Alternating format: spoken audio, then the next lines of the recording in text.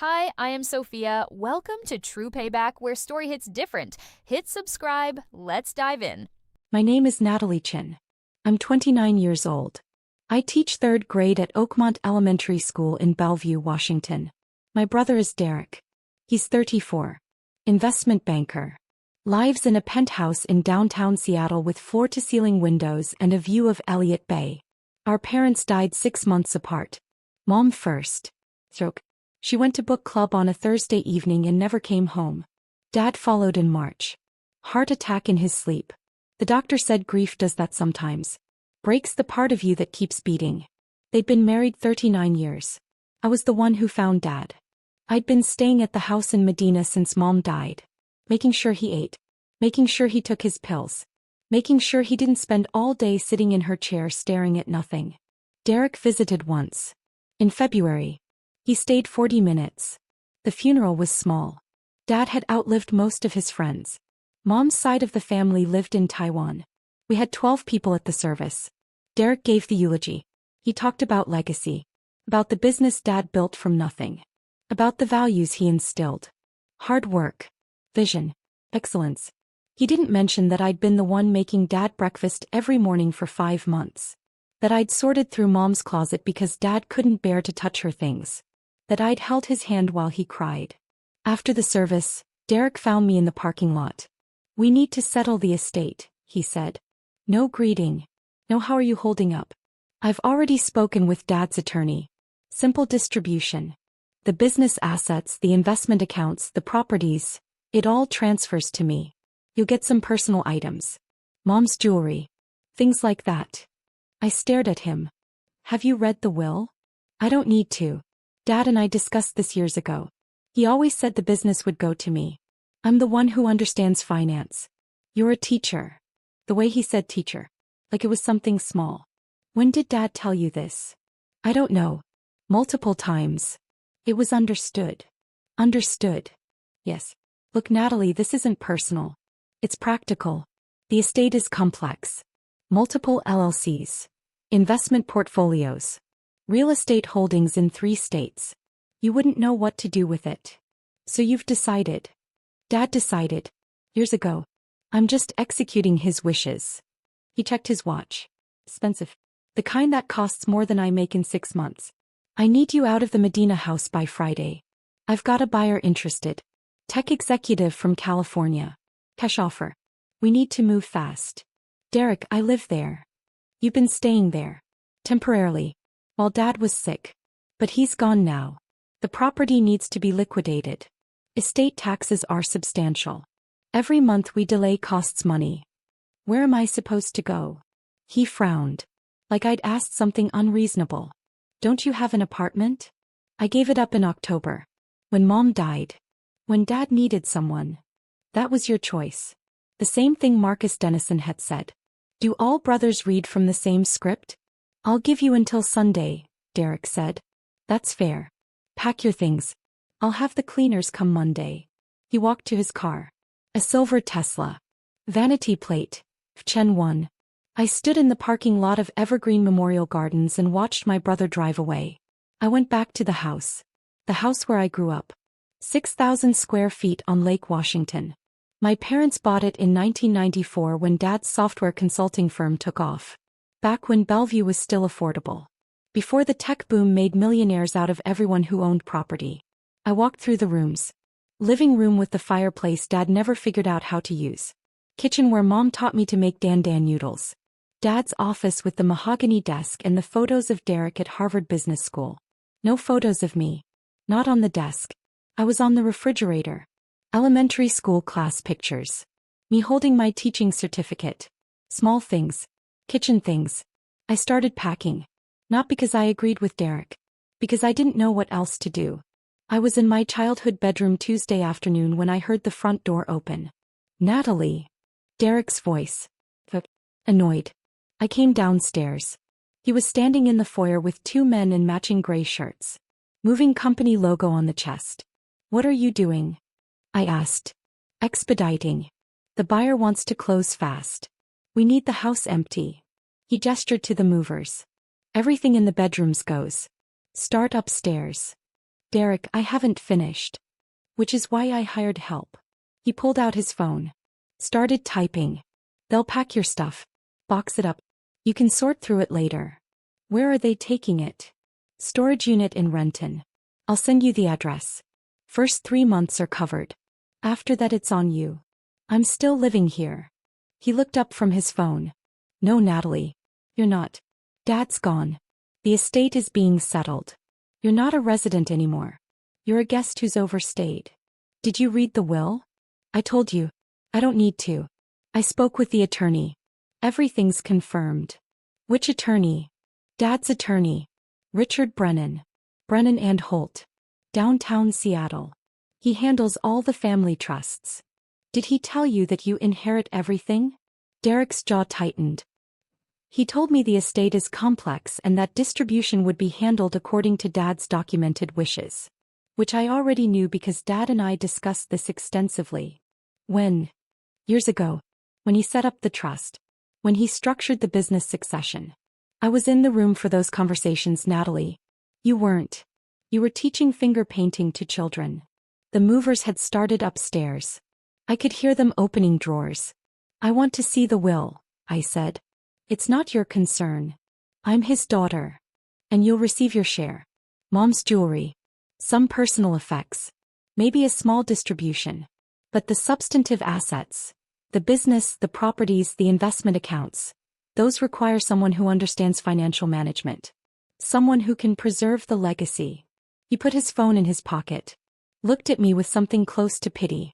You took care of Dad. I appreciate that. But caregiving doesn't entitle you to an estate worth $3.7 million. Dad built that with his mind. With strategy. With business acumen. It goes to someone who can honor that. He built it with his time, I said quietly. Time he didn't spend with us. Time he didn't spend teaching me to ride a bike or showing up to my piano recitals or knowing what grade I taught. Derek's expression didn't change. Exactly. He sacrificed. To build something that would last. I'm not going to let that be squandered on someone who thinks teaching elementary school is an accomplishment. One of the movers came downstairs carrying a box. My books. My clothes. Where do you want these? The mover asked. Curb, Derek said. All of it. She can load them into her car herself. I watched them carry my life out of the house. Box after box. 13 years of living. Reduced to cardboard and packing tape. Derek stood in the doorway with his arms crossed. Supervising. When they finished, he handed me a business card. Storage unit address. Gate code on the back. You've got 72 hours to move the boxes or they go to Goodwill. He walked to his car. Stopped. Turned back. One more thing. Dad's lawyer confirmed it. Everything's mine. If you're thinking about contesting, don't. You'll lose. You'll spend money you don't have on attorneys who'll tell you exactly what I just told you. Save yourself the embarrassment. He got in his Tesla. Drove away. I stood on the curb next to 13 cardboard boxes and cried. I loaded the boxes into my Honda Civic. It took 4 trips. I drove to the storage unit in Renton. Unloaded everything into a 5x10 space that smelled like mildew and old carpet. Then I sat in my car in the parking lot and tried to figure out what to do next. I had $2,341 in my checking account. My teaching salary was $54,000 a year. Seattle rent for a 1-bedroom apartment averaged $2,200 a month. I didn't have first month, last month, and deposit saved. I'd spent the last 6 months taking care of Dad. I'd used my savings to cover groceries, medication, the nurse who came 3 times a week. Derek had the estate.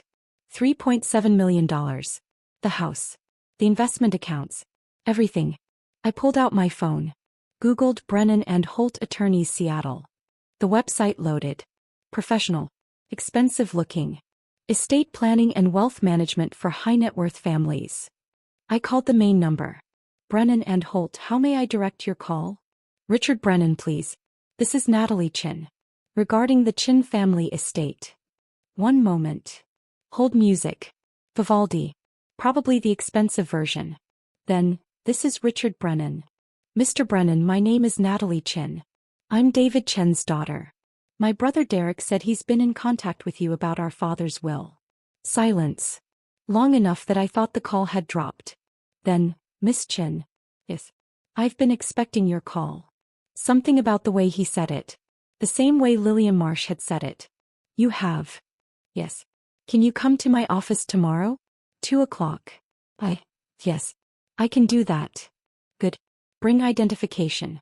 The original will reading is scheduled for next Thursday, but I think we should speak beforehand. Why? Because your brother called me 6 days ago and informed me that he'd be handling estate distribution personally. He was very confident. Very specific. He said you'd been notified and that you were in agreement. I'm not in agreement. He packed my things and put them on the curb. Another pause. I see. Yes. I think we should definitely speak tomorrow. 2:00. Columbia Center. 56th floor. He hung up. I sat in my car outside the storage unit and tried to understand what had just happened. Columbia Center is the tallest building in Seattle. 76 floors. The elevator to the 56th floor had a security reader. I had to show ID to get past the lobby. The reception area for Brennan and Holt looked like money. Real hardwood. Leather chairs. Abstract art that probably cost more than my car. Richard Brennan came out to meet me himself. Late 50s. Salt and pepper hair. Brooks Brothers suit. The kind of lawyer who charges $800 an hour and makes you feel like it's a bargain. Miss Chen, thank you for coming. Please. He led me to a conference room. Corner office. View of Puget Sound and the Olympic Mountains. We sat. He opened a folder. I need to apologize, he said. I blinked. For what? For not calling you sooner. Your brother contacted me the day after your father's funeral. He told me you'd been notified of the estate distribution. That you understood the assets were transferring to him. That you were cooperative and that there were no disputes. That's not what happened. I'm aware. Which is why I should have called you directly to confirm. Your brother was very convincing. Very detailed. He knew the asset structure. The trust formations. The LLC registrations. He spoke like someone who'd been intimately involved in the estate planning. Was he? No. Your father never brought him to a single meeting. Richard Brennan pulled a document from the folder. Placed it on the table. This is your father's last will and testament. Executed 18 months ago. Witnessed. Notarized. Filed with King County Probate Court. Derek said you confirmed he inherits everything. I did no such thing. Your brother called and asked me to confirm that the estate was valued at approximately $3.7 million. I confirmed the valuation. He then stated, not asked, stated, that distribution would proceed according to his understanding. I told him that distribution would proceed according to the will. He said exactly, and hung up. Richard Brennan adjusted his glasses. Your brother heard what he wanted to hear. Or he lied. I'm not sure which. What does the will actually say? He opened to the first page. I'll read the relevant sections. But first you should understand something. Your father came to my office in September 2 years ago. He'd just been diagnosed with the early stages of coronary artery disease. His doctor told him he had time, but that he should get his affairs in order. I didn't know he was sick. He didn't tell anyone. Except me. And according to his notes, one other person. You. Me. He mentioned in our meeting that you'd driven him to his cardiology appointment. That you'd waited 3 hours in the lobby. That you'd asked the doctor questions and taken notes and made sure your father understood his medication schedule. I remembered. September 2 years ago. Dad had called me at school. Asked if I could take him to a doctor's appointment. Said Derek was busy with a merger. I'd taken a personal day. Driven to Medina. Sat with him while they ran tests. Derek doesn't know about this, Dad had said in the car afterward. He worries. About the business. About investors. I don't want him distracted. I'd promised not to say anything. Your father told me something during that meeting, Richard Brennan said. He said, Derek understands money. Natalie understands people. I built my fortune on money. But I built my life on people. He turned to page 4 of the will. This is the distribution section. Would you like me to read it or would you prefer to read it yourself? Read it. Please. He cleared his throat. Read in a clear, measured voice. I, David Wei Chen, being of sound mind and body, do hereby declare this to be my last will and testament. To my son, Derek James Chen, I leave my business library, my Harvard Business School class ring, and the sum of $100,000 from my personal investment account at Morgan Stanley. To my daughter, Natalie Chen, I leave the entirety of my remaining estate, including but not limited to the primary residence located at 847 Lakeshore Drive, Medina, Washington. All partnership interests in Chen Strategic Consulting LLC. All investment accounts, retirement funds and securities held in my name. The vacation property in Hood River, Oregon. And all personal property not specifically bequeathed elsewhere. The room tilted. I gripped the edge of the table. That's not, Derek said.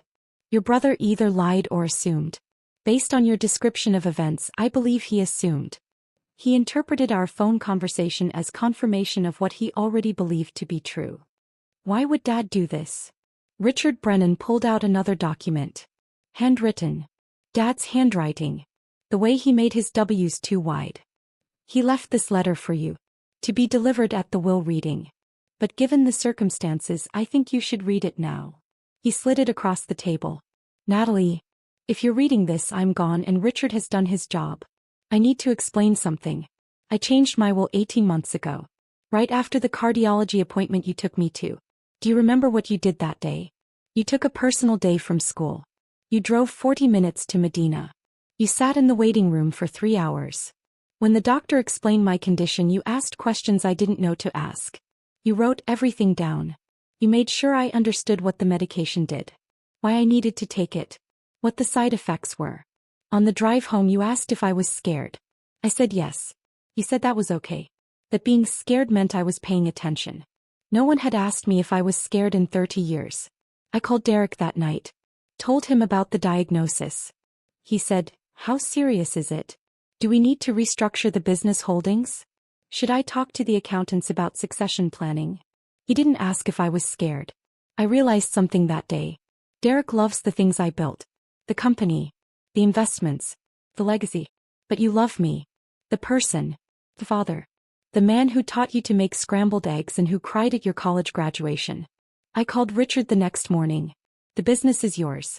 The house is yours. The investments are yours. Not because you deserve them more. But because you'll use them to build a life, not a portfolio. Derek will contest this. He'll be angry. He'll tell you I wasn't in my right mind. He'll tell you this isn't fair. Don't listen. You sat with me during chemotherapy appointments I didn't tell him about. You made sure I ate when your mother died. You held my hand when I cried. That's worth more than any business degree. The money is yours. Build something beautiful. Love, Dad. I couldn't see the page anymore. Couldn't breathe. Richard Brennan pushed a box of tissues across the table. Waited. It took me 10 minutes to pull myself together. Derek doesn't know, I finally said. Correct. And based on his behavior, packing your belongings, selling the house without authorization, I believe he has no idea what's in the will. What happens now? Now we proceed with the official will reading. All beneficiaries present. I read the document aloud. Page by page. Including page 4, which contains the distribution terms. Can he contest? He can try. But your father was evaluated by 2 physicians before executing the will. Both certified full cognitive capacity. The will is airtight. Your brother would need to prove undue influence or incapacity. He has no evidence of either. Richard Brennan closed the folder. Miss Chen, your father spent 30 years building wealth for other people. He understood estate law better than most attorneys. He knew your brother would assume. He prepared for it. He documented everything. The house. Derek said he has a buyer. He has no authority to sell. The property is in the estate. It cannot be transferred or sold until probate is complete and the will is executed. Any contract he signed is void. He told the buyer. He lied. To you. To the buyer. Possibly to himself. The reading is scheduled for next Thursday. Both beneficiaries are required to attend. I suggest you be there. I looked at the letter again. At Dad's handwriting. He knew Derek would do this. Pack my things. Throw me out. Your father knew your brother very well. That's why he was so specific in his documentation. He wanted to protect you. From displacement. From being erased. Richard Brennan stood. Extended his hand. I'll see you Thursday, Miss Chen. And for what it's worth, your father was very proud of you. I spent the next week in a hotel room near the airport. Extended stay. $89 a night. I'd pulled money from my emergency fund. The fund that was supposed to last 6 months. At this rate it would last 3 weeks. I didn't tell Derek about the meeting with Richard Brennan. Didn't tell him I'd seen the will. He texted me twice. Once to send the storage unit address. Once to inform me that the Medina house was entering escrow and that I needed to return my key. I didn't respond. Thursday morning I drove to Columbia Center. Arrived at 9:45 a.m. Derek was already in the conference room. He wore a navy suit. Sitting at the head of the table like he owned it. His wife, Amber, sat next to him. Blonde. Immaculate. She'd been pleasant at the funeral. Distant but pleasant. Now she looked uncomfortable. I sat across from them. Derek glanced at me. Looked back at his phone. At exactly 10 o'clock Richard Brennan entered. He carried a leather portfolio. Set it on the table. Sat down. Thank you both for coming. This is the official reading of the last will and testament of David Wei Chen, executed September 22, 18 months ago. All beneficiaries are present. We'll proceed. Derek leaned back in his chair. Confident. Relax. Before we start, he said, I want to confirm the distribution timeline. The buyer for the Medina property wants to close by the end of the month. I'll need the estate certification expedited. Richard Brennan looked at him over his glasses. Mr. Chen, you have no authority to sell the Medina property. It's part of the estate. I'm the executor. You're not the executor. I am. Your father appointed me as independent executor in the will. Derek frowned. That's fine. Whatever. You can sign off on the sale. The buyer is ready. Cash offer. $4.2 million. We'll discuss property matters after the reading. First, the will. Richard Brennan opened the document. He read the opening sections. Date. Witnesses. Declaration of sound mind. Then he reached page 3. The personal bequests. To my son, Derek James Chen, I leave my business library, currently housed in my home office, my Harvard Business School class ring, and the sum of $100,000 from my personal investment account at Morgan Stanley, account number ending in 4829. Derek's expression didn't change. And the remainder. Page 4. Yes. Page 4. Richard Brennan turned the page. To my daughter, Natalie Chen, I leave the entirety of my remaining estate. The room went silent. Derek stared at the document. What? The entirety of the remaining estate.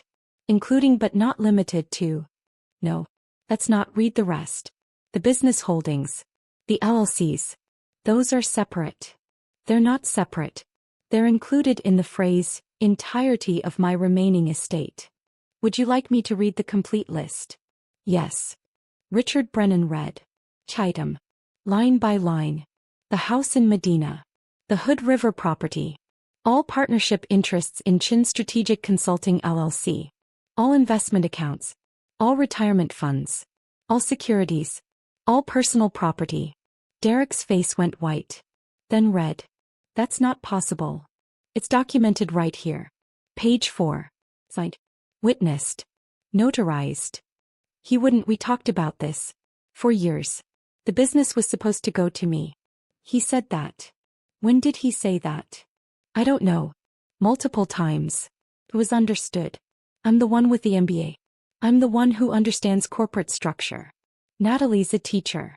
She doesn't know the first thing about managing a portfolio. People change their minds, Richard Brennan said quietly. Particularly when circumstances change. What circumstances? Your father executed this will 18 months ago. After a medical appointment. An appointment your sister attended. Derek looked at me. Really looked at me. What medical appointment? Cardiology, I said. September 2 years ago. He called me. Asked me to drive him. You were busy with a merger. He didn't tell me he was sick. I know. Why not? He said you'd worry about the business. About investors. He didn't want you distracted. Derek's jaw clenched. This is manipulation. She knew he was sick. She used that. She made herself indispensable. By taking him to the doctor? Richard Brennan's voice was sharp. By making sure he understood his medication? By being present. By making him feel guilty. By playing the devoted daughter while I was building a career. You packed her belongings and left them on the curb, Richard Brennan said. You told her the estate was yours. You lied to a buyer about having authority to sell property you don't own. And you did all of this without reading the will. Because you confirmed. I confirmed the estate valuation. Nothing more. You heard what you wanted to hear. Amber put her hand on Derek's arm. Derek. Stop. He shook her off. How much? What's the total? Richard Brennan consulted his notes. Approximately $3.6 million. Liquid assets, real estate and business interests combined. And I get $100,000. And the item specified. Yes. Derek stood up. Paced to the window. Stared out at the sound. This isn't fair, he said. Voice tight. Controlled. I spent 15 years positioning myself to take over the business. I got the MBA. I built the client relationships. I structured the succession plan. And Dad gives it all to someone who teaches 8-year-olds to read. He gave it to someone who asked if he was scared, I said quietly. Derek turned. What? After the cardiology appointment. On the drive home. I asked if he was scared. He said yes. I said that was okay. So what? So when you called him that night you asked about restructuring the business. About succession planning. About the accountants. You didn't ask if he was scared. Derek's face twisted. Because I was trying to help. To solve the problem. The problem was that he was dying. You can't solve that with restructuring. And you could. No. But I could sit with him. Which is what he needed. Derek looked at Richard Brennan. I'm contesting this. Undue influence. Diminished capacity. Whatever it takes. You're welcome to try. You'll lose. Your father was evaluated by Dr. Patricia Hammond and Dr. Robert Chu before executing the will. Both certified full cognitive function. Both documented that he was lucid, articulate and clear about his intentions. I have their sworn affidavits. He was on heart medication, which does not impair cognitive function. The medical evaluations specifically addressed that. Then I'll argue undue influence. She isolated him. She moved into the house. She controlled his information. She moved into the house after your mother died. 5 months after the will was executed. Your timeline doesn't work. Derek opened his mouth. Closed it. Opened it again. How much to settle? He finally said. Excuse me. How much does she want? To transfer the business assets. To make this go away. 1 million. 2. Richard Brennan looked at me. Miss Chen. I thought about Dad's letter. Derek will contest this. Don't listen. No, I said. Derek stared at me. No. No settlement. No transfer. Dad left me the estate. I'm keeping it. You don't know how to run a business. I'll learn. Or I'll hire people who do. You'll destroy everything he built. You packed my belongings and left them on the curb. You sold a house you didn't own. You lied to me. To a buyer. Probably to yourself. I stood up. Dad knew you'd do this. That's why he was so specific. That's why he documented everything. Natalie. You get $100,000 and a box of books. That's what Dad thought you earned. I suggest you take it and leave. Amber stood. We should go. Derek didn't move. This isn't over. Yes it is, Richard Brennan said. The will is filed. The probate court has jurisdiction. Miss Chen is the primary beneficiary. You can contest if you want. You'll spend more on legal fees than you'd ever recover. And you'll damage your relationship with your sister permanently. But yes, you can contest. Derek looked at me. At Richard Brennan. At Amber who was already walking toward the door. He walked out. Didn't look back. The door closed. Richard Brennan gathered his documents. That went about as expected. What happens now? Now the estate transfers to your name. The house. The business interests. The accounts. Everything. You're a business owner, Miss Chen. I don't know how to run a consulting firm. Your father's partner, Thomas Wu, has been running day-to-day operations for 3 years. He's excellent. Keep him. Pay him well. Let him manage the business while you figure out what you want to do. He handed me a folder. These are the account details. property deeds, partnership agreements, everything you need. I'll handle the probate filing. The estate should clear in 90 days. The house. Derek told a buyer. The contract is void. I've already notified the buyer's attorney. No sale is possible without your authorization. I looked at the folder. At the documents that represented my father's entire life's work. He's never going to forgive me, I said. Probably not. But that's his choice, not yours. You didn't do this. Your father did. Because you earned it. I moved back into the house on Lakeshore Drive 2 weeks later. Derek had already removed Dad's business library. The shelves in the office were empty. He'd also taken the Harvard Business School class ring. And according to the bank, he'd withdrawn the $100,000 the day after the will reading. He didn't take the family photos. Those were still on the mantle. Mom and Dad on their wedding day. Derek and me as kids. Christmas mornings. Birthdays. In every photo, Dad was smiling. Mom was smiling. Derek and I looked happy. I wondered when it had all gone wrong. Mrs. Park from across the street came by the first week with homemade kimchi and kind eyes. I heard about your parents, she said. I'm so sorry. Thank you. Your father was a good man. He used to shovel my driveway in winter.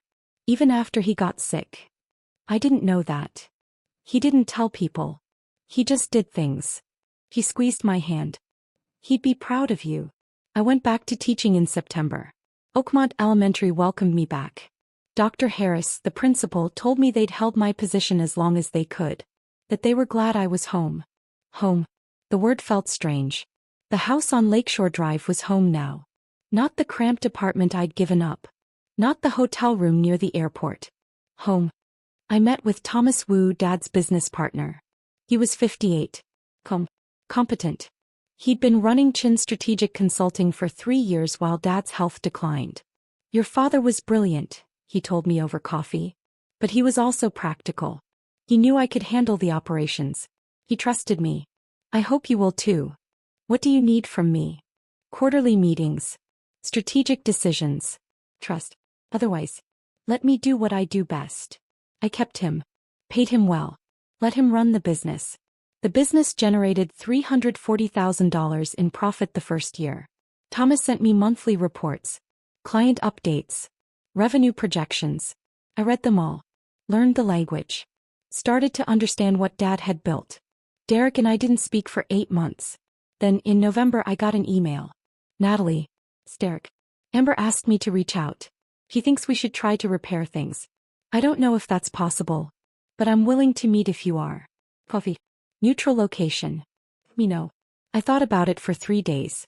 Then I replied, yes. Café Allegro. Saturday at 10. We met. It was awkward.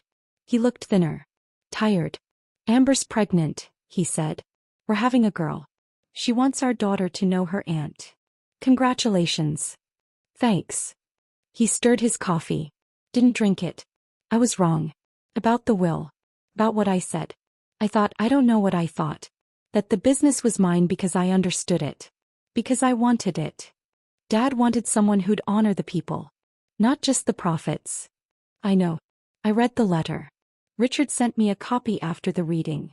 He looked up. I didn't ask if he was scared. I should have. You were trying to fix things. That's what you do. Some things can't be fixed. He paused. I packed your belongings. Put them on the curb. While you were at work. Like you were trash. Yes. I'm sorry. The words hung between us.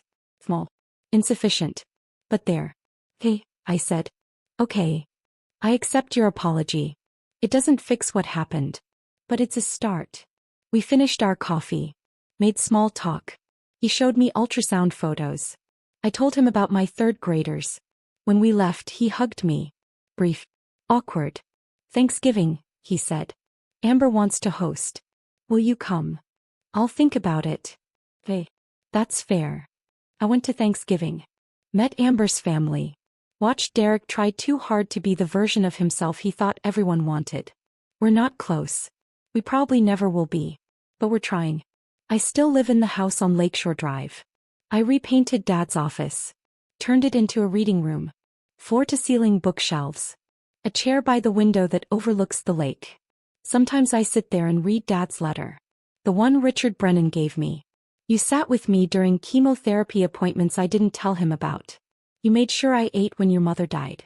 You held my hand when I cried. That's worth more than any business degree. He was right. The money bought me security, stability, freedom. But the letter bought me something else. Proof that showing up matters. That asking if someone's scared matters. That love isn't performance, it's presence. Derek got the books and the ring and the money. I got everything else. And I'd make that trade every single time.